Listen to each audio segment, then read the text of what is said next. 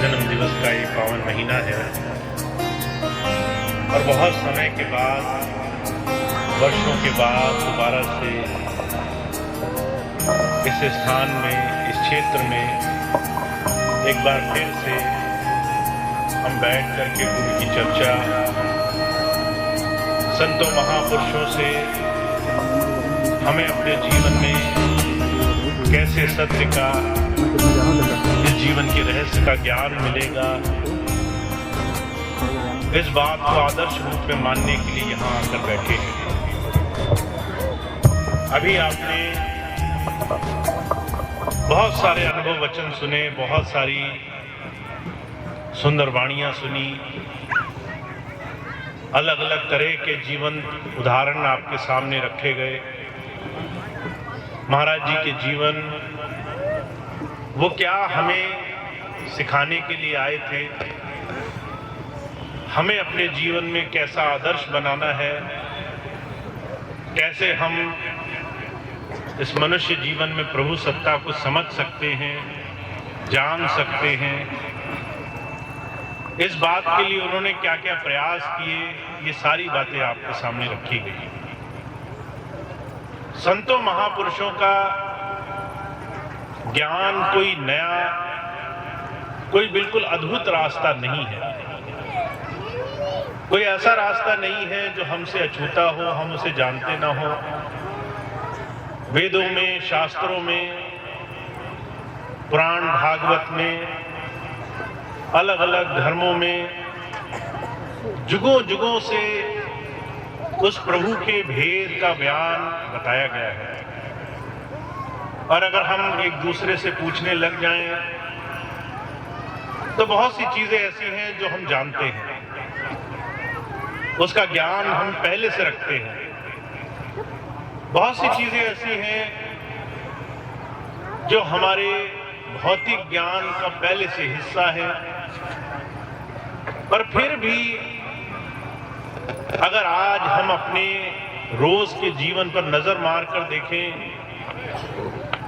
तो फिर भी हम संसार में, विषय भोगों में, सांसारिकता में उलझे हुए मालूम पड़ते हैं। दुनिया की भौतिकता का ये प्रभाव, कर्मों का बंधन, मन माया का ये जितना भी पसारा है, उससे छूटने का कोई इलाज नहीं नजर आता। हुजूर कहा करते थे, कोई इंसान ऐसा नहीं है जो किसी न किसी दुख से, किसी न किसी परेशानी से उलझ नहीं रहा है। कोई तन दुखी, कोई मन दुखी, कोई चित्त उदास, एक एक दुख सबन को सुखी संत का दास। हर एक इंसान कहीं न कहीं, किसी न किसी बंधन में उलझा हुआ है। जब हमें संतों महापुरुषों का ज्ञान मालूम है, जब वेदों शास्त्रों में, भागवत में, पुराण में, हर जगह इसकी चर्चा है, जब हम 1000 बार सत्संग सुन चुके हैं, फिर भी हम उलझे हुए क्यों हैं? फिर भी हम अपने जीवन में उस आदर्श को क्यों नहीं स्थापित कर पा रहे हैं? क्योंकि प्रभु भक्ति आसान, सरल, सहज मार्ग नहीं है। हुजूर कहा करते थे, एक भ्रम है, एक भूल है हम सबके मन में कि सिर्फ कहीं जुड़ जाने से हम प्रभु भक्ति करने योग्य बन चुके हैं। हम मंदिर गए तो हमने सोचा हम पूजा करने वाले बन गए, हमने अगर शास्त्र पढ़ लिए तो हमने सोचा हमें ज्ञान आ गया, हमें अगर गुरु की शरण मिल गई तो हमें लगा कि हम हर एक चीज से परिपूर्ण हो गए। सिर्फ जुड़ने मात्र से अगर हर एक जीवन में उस प्रभु कृपा का इतना प्रभाव हो जाता कि हमारे दुनिया के सारे बंधन कट जाते, तो हर एक इंसान क्षण भर में तर जाता। पर जो कहा करते थे, मनुष्य जीवन हमारे कर्मों के साथ साथ इस कर्मों से निवारण करने की युक्ति का भी, अनुष्ठान करने का, उसे जीवन का फर्क सारे जीवन के साथ चलने पे भी हमारे जीवन में प्रभाव नहीं लाता है। ऐसे ही संतों महापुरुषों का सारा जीवन सानिध्य हुआ हो और उनकी बात धीरे धीरे हमारे हृदय में, मन में न समाई हो, अंतःकरण में हमारे गुरु की बात का आचरण न हो तो परिवर्तन नहीं दिखाई देता। इसलिए जब जब महापुरुष आए उन्होंने बहुत जोर दिया है इस बात को कि हमारे जीवन में हमें चाहे सारे साधन सामने दिखाई दे रहे हैं पर आचरण किए बगैर उस साधन को अपने जीवन में अपनाने के लिए संघर्ष किए बगैर जीवन में आप प्रभु कृपा को पूरी तरह नहीं समझ पाओगे। इसीलिए हमारे जीवन का आदर्श क्या होना चाहिए? संतों महापुरुषों की बात का अनुसरण करना, महापुरुषों की बात को जीवन में उतार कर देखना। हुजूर एक मिसाल फरमाया करते थे, महाभारत काल का जिक्र है, 5 पांडव थे और उसके साथ साथ कौरवों के 100 पुत्र सारे एक ऋषि के पास जाते थे पढ़ने के लिए। ऋषि ने एक बार एक पाठ पढ़ाया, कहा आज का पाठ ये है, सदा सच बोला करो। और उनसे कहा कि जो भी मुझे ये याद करके बताएगा वो अव्वल आएगा, वो सबसे अच्छा निकलेगा। तो उन दिनों ऐसी पढ़ाई हुआ करती थी। आजकल बड़ी बड़ी पुस्तकें, पर पहले वो बातें सिखा दी जाती थी जो आचरण का, जीवन का आदर्श मान ली जाती थी। अब ये जरा सी लाइन, सदा सच बोला करो, हमेशा सच बोलना चाहिए, सबने इस बात को याद किया। जो सबसे बड़े लड़के थे युधिष्ठिर, उनको बोला कि आपको ये पाठ याद करके सुनाना था। युधिष्ठिर कहने लगे मुझे ये पाठ याद नहीं हुआ। 1 दिन से 2 दिन हो गए, 2 दिन से 4 दिन हो गए, सारे बच्चों ने पाठ सुनाया गुरु जी को। युधिष्ठिर इंतजार करते रहे, बहुत समय लग गया उन्हें। गुरु जी को बड़ा आश्चर्य हुआ, जरा सी पंक्ति कि सच बोलना अच्छा होता है, सच बोलना जीवन का आदर्श होना चाहिए, ये बात इसे याद करने में कितना वक्त लग रहा है। एक दिन गुरुजी ने पूछ लिया, भाई जरा सी बात थी, तुम्हें तो बहुत समय लग गया इसको याद करने में। युधिष्ठिर कहने लगे गुरुजी याद तो तभी हो गया था जब आपने कहा था, शब्द से तो उसी दिन याद हो गया था, पर जब जब मैं आपकी बात दोहराता हूं कि सदा सच बोलना चाहिए और एक बार इस बात को अपने मन में विचार करता हूं कि क्या मैं सच बोलता हूं, तो मुझे लगता है कि मैं बोल जो रहा हूं और जो कर रहा हूं उसमें तो बहुत फर्क है। तो मेरे मन से, मेरे हृदय से ये बात नहीं निकलती कि मैं आपकी बात पर अनुसरण कर रहा हूं। इसीलिए मेरी हिम्मत नहीं पड़ती कि मैं बोल दूं कि मैं ये बात कहने योग्य हूं। और युधिष्ठिर ने, इतिहास गवाह है, सारा जीवन इस एक व्रत का पालन किया क्योंकि उन्हें अपने जीवन में गुरु की बात का अनुसरण करना था। हुजूर कहा करते थे, सारे महाभारत युद्ध काल में ये बात प्रसिद्ध हुई कि सब झूठ बोल सकते हैं पर युद्ध में बुरे वक्त में भी युधिष्ठिर की बात पर भरोसा किया जा सकता है। जब संत आते हैं वो हमें सिर्फ संसार, सिर्फ जन्म मरण की समझ देने के लिए नहीं आते। आमतौर पर हमारी और आपकी समझ दुनिया के हर एक ज्ञान को लेकर भौतिक होती है। हम जो सीखेंगे दुनिया में उससे हमें क्या फायदा मिलेगा? हम सोचते हैं सच बोलेंगे तो लोग धोखा दे जाएंगे, हम सोचते हैं जीवन में सच्चाई धारण करेंगे, प्रेम भाव धारण करेंगे, भाईचारा धारण करेंगे, उससे हमारे को बड़ा नुकसान हो जाएगा। पर हमारी जो बुद्धि है वो सिर्फ हमारे जीते जी संसार, दुनिया के साथ कैसे हमें रहना है उस बात से हर एक चीज का आकलन करती है। जब संत आते हैं वो कहते हैं आपके जीवन के सारे ज्ञान की जो समझ है वो इसलिए है कि जब शरीर छूटेगा उस दिन कौन सी चीज है जो आपको बांधने वाली होगी, कौन सी चीज है जो आपको छुड़ाने वाली होगी। हुजूर फरमाया करते थे, दुनिया में कोई भी इंसान इस बात को ठीक से समझने को तैयार नहीं है। अभी कुछ समय पहले आप सब लोग इस बात के जीते जागते उदाहरण बने। महामारी फैली, जहां कोई उम्मीद नहीं करता था कि हमारे जीवन का अंत, हमारे घर परिवार, हमारे रिश्तेदार, नजदीकियों का जीवन इतनी जल्दी समाप्त हो सकता है, वहां हमारी आंखों के सामने देखते देखते हष्ट पुष्ट बड़े समृद्ध सेठ साहूकार, बड़े बड़े अच्छे से अच्छे वर्ग के लोग पलक झपकते इस परमात्मा और उसकी संसार की तमाम कृतियों के बीच में अपने आप को संभाल नहीं पाए। जो आज स्वस्थ था, जरा सी महामारी फैली, एक हफ्ते तक उसका जीवन नहीं रहा। लोग डर गए इस बात से। लोगों ने उस प्रभु को याद करना शुरू कर दिया, सिमरन करना शुरू कर दिया। मैं उस वक्त विदेश में था जब ये महामारी फैली।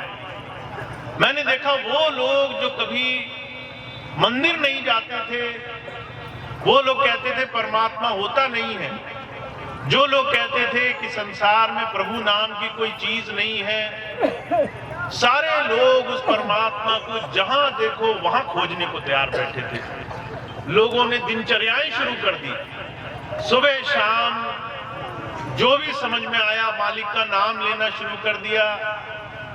लोग बाहर जाने से घबराते थे, कौन किसके अंत समय का कारण बन जाएगा। ऐसी बुरी स्थिति में जहां सारा जीवन हम भूल में पड़े रहे कि हमारा तो 100 वर्ष का जीवन है, एक जरा से कष्ट ने लोगों को सच्चाई का एहसास दिला दिया कि जीवन क्षण भंगुर है, आज है अगली सांस नहीं है। तुम्हें इस बात का जरा सा भी भरोसा नहीं है।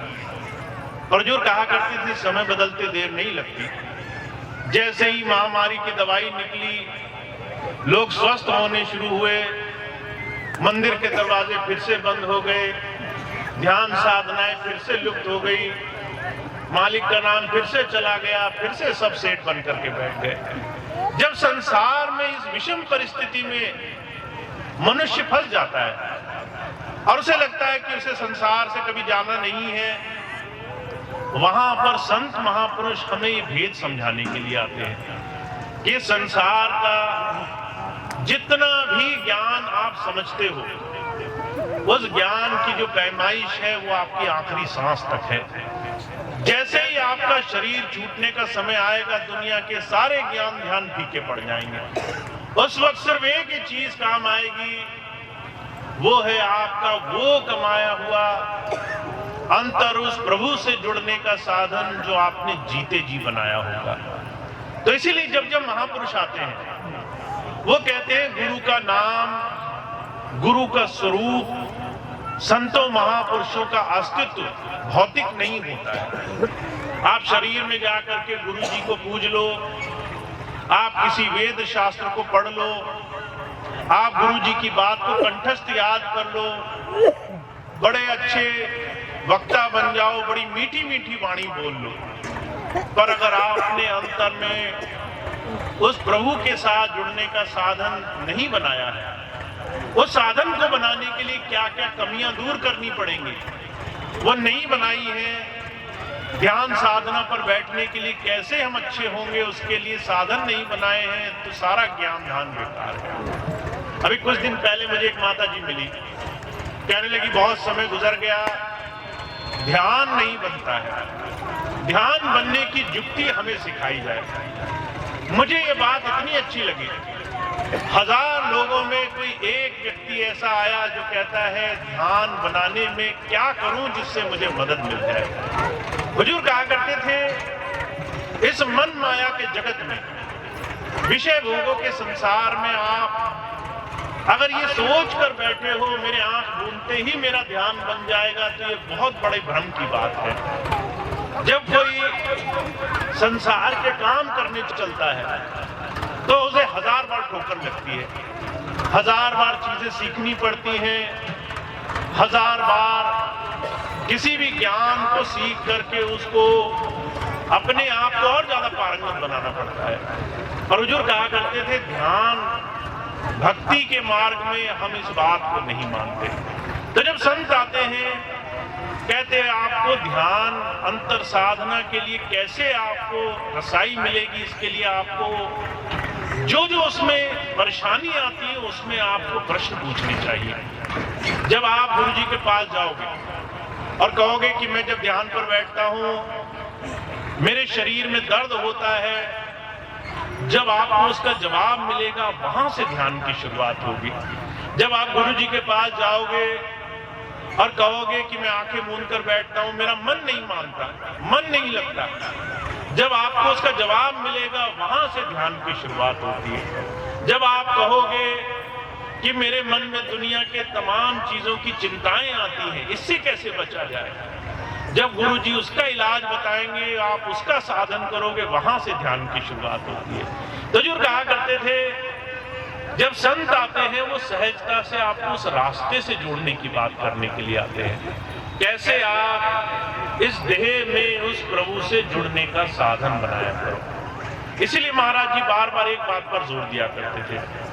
आज महाराज जी के जन्म दिवस का पावन महीना है, उन्होंने क्या क्या सिखाया उस पर चर्चाएं हम लोग कर रहे हैं। महाराज जी एक बात बहुत जोर देकर फरमाया करते थे, कहा करते थे, आपने नाम ले लिया, बहुत सुंदर बात है, आपको गुरु जी का सानिध्य मिल गया, सत्संग मिल गया, बहुत सुंदर बात है, पर आपको अब सुधार करने की आवश्यकता है उन तमाम चीजों से जहां पर मन फंसा हुआ है। आपका फंसा हुआ मन जब तक आप सुधारक नहीं बनोगे, ये दुनिया के बंधन नहीं त्यागेगा, दुनिया के बंधनों से छुटकारा नहीं पाएगा। इसलिए महाराज जी से जब भी कोई पूछा करता था, महाराज जी ध्यान कैसे बनेगा, तो महाराज जी पहला शब्द बोला करते थे, वांटेड रिफॉर्मर्स, सेवादार बनना है, हमें सुधारक बनना है। किसी ने पूछा महाराज सुधार क्या करना है, तो महाराज जी ने कहा आत्म सुधार करना है। जब आप गुरु के पास पहुंच गए तो सबसे पहली चीज आपको क्या करनी चाहिए, आत्म सुधार। अपने ऊपर आपको बड़ी कड़ी नजर रखनी चाहिए कि आपका मन कहां कहां दुनिया के किन किन साधनों की तरफ दौड़ लगाता है। हुजूर फरमाया करते थे, जिस दिन आप इस एक काम से शुरू करोगे उस दिन आप गुरु के नजदीक पहुंचने वाले बन जाओगे। संत उतना आपके नजदीक, आपके जीवन के उतना ज्यादा आपको अंग संग दिखाई देता है, उतना आपके जीवन के हर एक काम में उसकी दया मेहर आपको समझ में आती है। मन गति से प्रभु तक जुड़ने के लिए आपको हर रोज गुरु के पास पहुंच करके आत्म सुधार की युक्ति से जुड़ना है। तो हुजूर कहा करते थे, हमें और आपको जब आत्म सुधार की बात कही जाती है तो सबसे पहली चीज हमारे मन में आती है, हमें किस चीज का सुधार करना है। हम तो सारी चीजों का सुधार कर चुके हैं, हम तो बहुत अच्छे हैं, बहुत पुराने हैं। अभी पिछले दिनों मुझे एक सत्संगी भाई मिले, बहुत अलग अलग तरीके से वो अपने सत्संग और मंच का इस्तेमाल किया करते थे। देखते थे सामने कोई भौतिक तरह की बातें करके खुश हो जाएगा तो उसको वही बात सुनाया करते थे। फिर देखा कोई जो है आध्यात्मिक चर्चा करना चाहता है तो वो बात सुनाया करते थे। मैंने उनसे कहा, ये जो आप हर तरह की बात कह देते हो, इससे लोग जुड़ तो जाएंगे पर कोई सत्संग को नहीं समझेगा, गुरु चर्चा को नहीं समझेगा। तो कहने लगे, आप 40 वर्ष के हमारा जीवन हो गया स्वामी जी के साथ, हम इस बात को बहुत अच्छे से समझते हैं कि हम कैसे गुरु के साथ किसी को जोड़ सकते हैं। फिर बहुत दिनों बाद मैंने देखा वो खुद भी उस रास्ते से हट गए, खुद भी जो है भ्रम गए, खुद भी भ्रमित हो गए, खुद भी उलझ गए। और अंत में परिणाम सिर्फ इतना हुआ कि जिसे हम अपने आप को गुरु से जुड़ा हुआ मान रहे थे, वो सिर्फ भौतिक रूप में उससे जुड़ना था। जरा सा उसने कोई खेल खेला, मन को चोट लगी और हम उसकी तमाम सच्चाई को समझ नहीं पाए। तजुर कहा करते थे सिर्फ भौतिक साधनों से जुड़ना नहीं होता है। जुड़ना तब संभव होता है जब हम धीरे धीरे इस मन से अंतर उस प्रभु धारा से जुड़ने की बात करने के लिए आते हैं। मुझे महाराज जी के जीवन की बड़ी सुंदर घटना याद है। महाराज जी जब उनसे कोई मिलने जाया करता था और महाराज जी के पैर छूने की कोशिश करता था तो महाराज जी कहा करते थे भाई नीचे क्यों झुकते हो, पैर में क्या मिल रहा है तुम्हें, वहां नीचे क्या ढूंढते हो तुम, ऊपर देखा करो।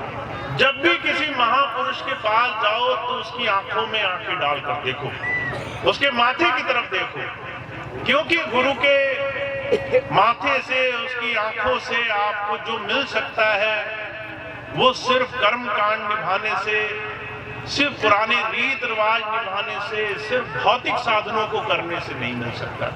महाराज जी ने इस बात पर बड़ी सख्ती फरमाई और महाराज जी ने कहा कि भाई जो मेरे पैरों में छूकर नीचे ढूंढेगा उसे जो है ऐसी चीजें ढूंढने की इच्छा रहेगी जो सिर्फ भौतिक होंगी। जो आंखों में देखेगा उसे रूहानियत की दौलत प्राप्त होगी। तो संत हमें कर्म कांड से बचाने की कोशिश करते हैं कि आपको भौतिक रूप में नहीं, रूहानियत में उस प्रभु धारा से जुड़ना है। एक तो आप शरीर से मिल गए गुरु जी से, एक आप अंतर मन में रोज उनके साथ जुड़ रहे हो, एक आपने उनका सत्संग सुन लिया, एक आप उनके सुने हुए एक एक वचन का अनुसरण करने की कोशिश कर रहे हो, उसको जीवन में उतारने की कोशिश कर रहे हो। तो महाराज जी बड़ा प्रेम भाव से सिर्फ एक बात समझाते हैं, कहते आप चाहे वर्षों वर्षों महापुरुषों का सानिध्य लो, पर गुरु की, महापुरुषों की एक छोटी सी बात का आचरण एक बहुत बड़ा परिवर्तन जीवन में ला सकती है। तो गुरु की बात पर हमें मत्था टिकाना है, गुरु की बात पर हमें अपना जीवन चलाने का प्रयास करना है। और आज सिर्फ इस एक बात को हम जीवन में उतारने का प्रयास करें। जो महाराज जी के प्रवचन में, महाराज जी की बात में सबसे जरूरी बात हुआ करती थी कि दूसरों की बुराइयां देखने से पहले अपनी बुराइयां देखनी है। अपनी बुराइयां देखोगे वो घट जाएंगे, तुम्हारे अंदर उस प्रभु का प्रेम बढ़ जाएगा। दूसरों की बुराइयां देखोगे तो अपने मन के विकार बढ़ेंगे और अच्छाई का स्थान नहीं रहेगा। सुधार करना ये है अपने विकार धीरे धीरे करके निकाले जाएं, अपने विकारों से धीरे धीरे छुटकारा पाने का प्रयास किया जाए। अब आप सोचेंगे हमारे अंदर तो विकार, बुराइयां, इस तरह की कोई बात है ही नहीं, तो हमें किस बात की चिंता करनी है। कबीर साहब कहते मन लोभी, मन लालची, मन चंचल, मन चोर, मन के चले मत चालिए, मन पलक पलक कछुआ। मन में लालच भी भरा है, मन जो है वो तमाम विषय विकारों में भी उलझा हुआ है, मन दुनिया की निंदा, चुगली, मान बढ़ाई में भी उलझा हुआ है, मन संसार के लेन देन में भी फंसा रहा है आपको। अगर सब कुछ ठीक है तो मन इस बात में उलझा हुआ है कि दूसरा हमसे आगे कैसे निकल गया, दूसरे को हमसे ज्यादा कैसे मिल गया। तो जो कहा करते थे जब किसी को कुछ नहीं मिलता है तो लोग अपनी प्रगति को छोड़ करके दूसरों को गिराने पर ज्यादा जोर देने लगते हैं। उन्हें दो ही रास्ते समझ में आते हैं, या तो हम आगे बढ़ सकते हैं या तो हम किसी को पीछे खींच सकते हैं ताकि हम पहले से पहले आगे दिखाई दें। तो आपको इन दोनों में से किस रास्ते का चुनाव करना है, ये बात समझना बहुत जरूरी है। अपने विकास पर ध्यान देना है, अपने आप को उस प्रभु से जोड़कर सुख और आनंद की तरफ बढ़ना है, या फिर हमें दूसरों की बुराई, निंदा, चुगली, द्वेष, विकार, दूसरों की तमाम भौतिक स्वरूप में उलझ करके अपने जीवन को और ज्यादा परेशानी में डालना है। तो महाराज जी का पहला और सबसे जरूरी वचन क्या है कि हमें सुधारक बनना है। आत्म सुधार के लिए सबसे पहले अपने ऊपर नजर रखनी है। सबसे पहले अपने आप को प्रेम भाव से जोड़ना है। सबसे पहले अपने अंदर भाईचारा, अपने अंदर विनम्र भावना को स्थान देना है। मैं इस बात को बार बार इसलिए भी कहता हूं क्योंकि हमारे जितने भी सत्संगी भाई बहन हैं बहुत प्रेमी हैं, बहुत लगन से स्वामी जी की बताए हुए इस सच्चे साधन में जुड़े हुए हैं, पर कई बार वो छोटी छोटी निरर्थक चीजों से बच नहीं पाते हैं। कई बार ऐसी ऐसी चीजों में उलझ कर रह जाते हैं जिससे उन्हें समझ में नहीं आता उनका कितना नुकसान हो रहा है। अभी कुछ दिन पहले मुझे एक भाई मिले, मैंने उनसे कहा कि भाई सत्संग लगा है, आपकी सेवा दूसरी जगह लगाने का सोचा गया है। आप हमेशा एक ही जगह सेवा करते हो, दूसरी जगह सेवा लगाई जाएगी। तो जो है उनको पूछा कि वो सेवा करोगे, तो उन्हें बड़ा बुरा लगा कि मेरी सेवा क्यों बदली जा रही है। और जब उनको ये पता चला कि जहां सेवा लगेगी वहां वो लोग शामिल हैं जिनसे मेरा मन नहीं मानता है, जिनके साथ मुझे खुशी नहीं है सेवा करने में, तो वो और नाराज हो गए। मैंने उनसे पूछा भाई कारण क्या है, परेशान क्यों हो? कहने लगे इस आदमी के साथ 5 साल पहले किसी बात पर बड़ा विरोध हो गया था।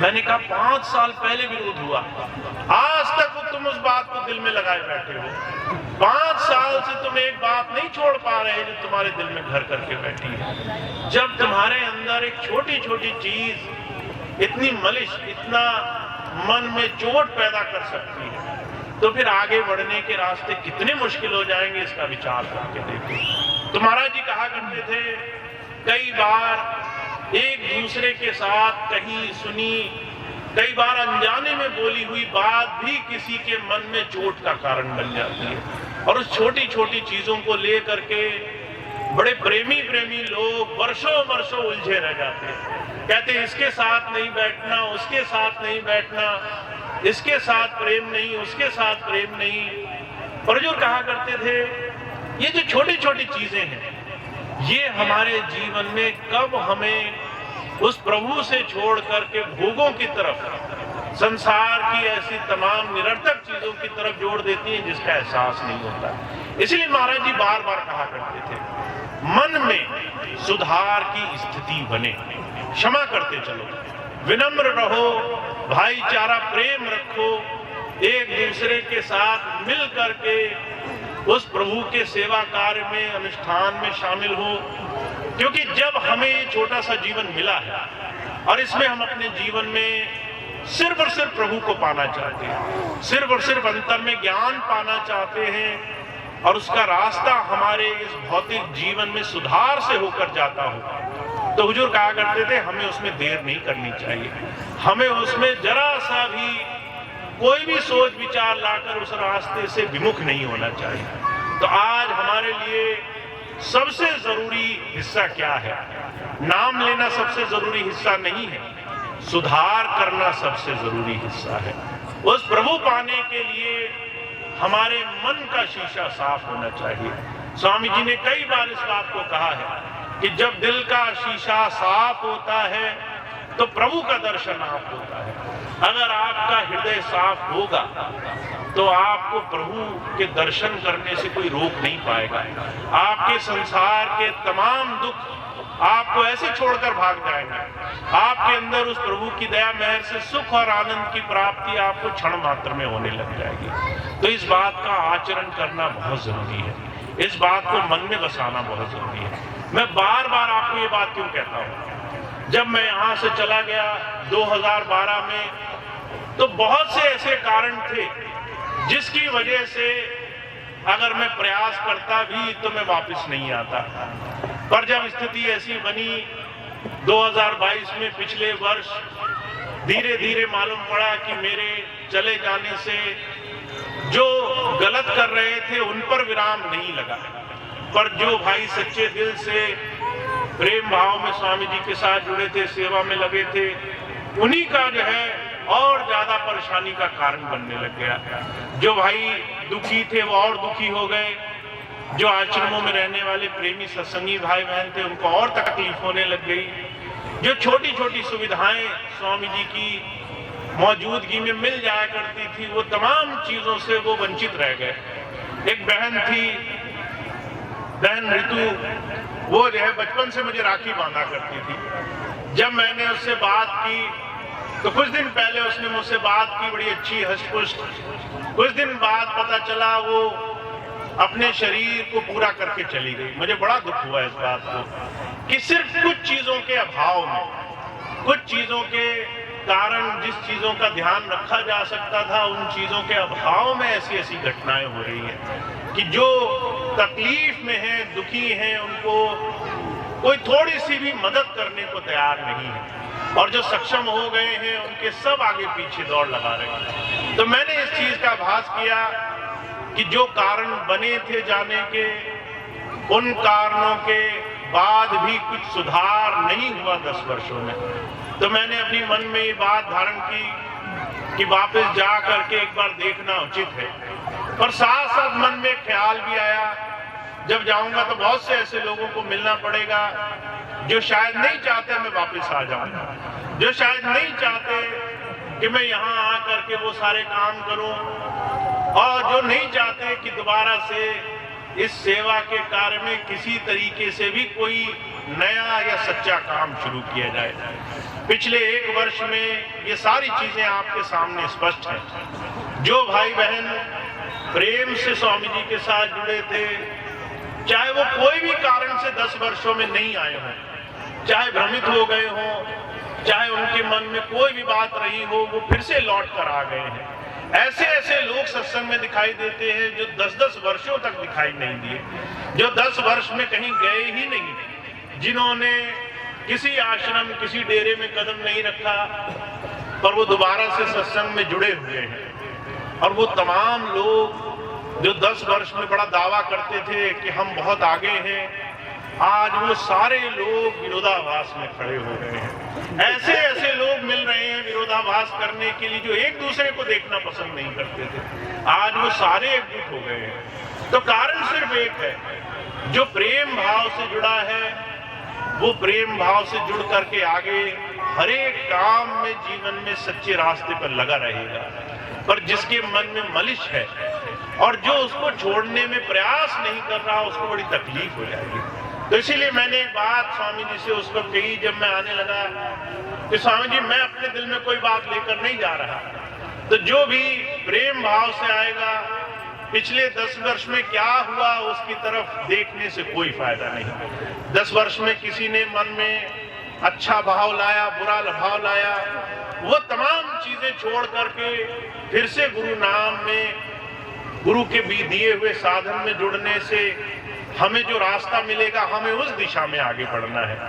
पर जो कहीं भी सच्चाई की तरफ जुड़ने के लिए राजी नहीं, ऐसे तमाम लोगों से अलग हटके भी इस रास्ते में लगना उचित है, उनसे हटके भी इस रास्ते में आगे बढ़ना उचित है। तो मैं सिर्फ आपसे एक ही बात कहता हूं, अगर आप प्रेम भाव से संतों महापुरुषों के वचनों को जीवन में ले आओगे, तो आपको जो जीवन में सुख और आनंद प्राप्त होगा उसकी सीमा नहीं होगी। उसको आप चाहे आप कितनी भी कोशिश करो, भौतिक साधनों से नहीं पा सकते, जो सिर्फ गुरु की बात का आचरण करने से पा सकते हो। और अगर आप आचरण नहीं करोगे, अगर आप सिर्फ ये छोटी छोटी चीजें दिल में बसाए रखोगे कि किसी ने बुरा बोला, किसी ने मन में बुरा भाव रखा, किसी ने गलत किया, तो कहीं ना कहीं हमारे जीवन में वो एक छोटी सी बात भी गिरावट का कारण बन जाएगी। तो आप सबको सिर्फ आगे बढ़ने का रास्ता मिले स्वामी जी की दया से,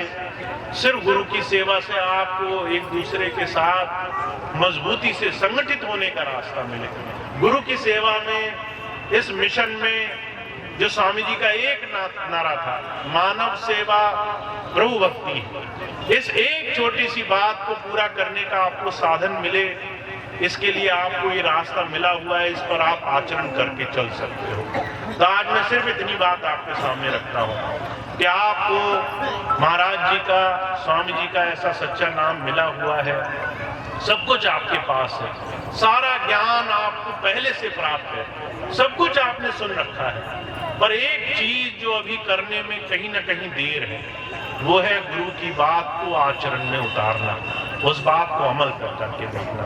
तो मेरा आगे का जो कार्यकाल है जो भी मेरा आपके बीच में जुड़ाव की स्थिति बनी रहेगी, उसका सिर्फ एकमात्र आदर्श, नजदीक रहूंगा। आप एक कहोगे मैं 2 सत्संग करूंगा, आप कहोगे एक काम करो मैं 2 काम करूंगा। पर अगर आप गुरु की बात को आचरण में नहीं लाओगे, सिर्फ और सिर्फ बाहरी तौर पर खूब करोगे पर अंदर से मलिश रहेगी, तो फिर ऐसी किसी जगह न सत्संग न सेवा के अनुष्ठान फलेंगे। तो आप अगर चाहते हो खूब सत्संग हो, खूब आपके जीवन में अच्छाई हो, तो पहले जीवन में गुरु जी की बात को उतारना है। और इस बात के लिए लगभग अब 1 साल होने जा रहा है। मैं पिछले अप्रैल को आया था, अब फरवरी चल रही है। अप्रैल के बाद से प्रयास यही रहेगा, सत्संग वहाँ हो जहाँ सभी भाई बहन बड़े प्रेम, भाईचारे, बड़े आदर भाव से एक दूसरे के साथ मिल करके चलें। और जहाँ पर ये भावना फलीभूत नहीं होती है, मन में गुरु की बात नहीं आती है, सिर्फ आप सत्संग में आते हो पर मन में गुरु जी की बात आचरण नहीं करती है, फिर वहाँ हम चले भी जाएं तो उतना असर नहीं होगा। वहाँ सत्संग में पहुँच भी जाएं तो आपको उतना लाभ नहीं मिलेगा।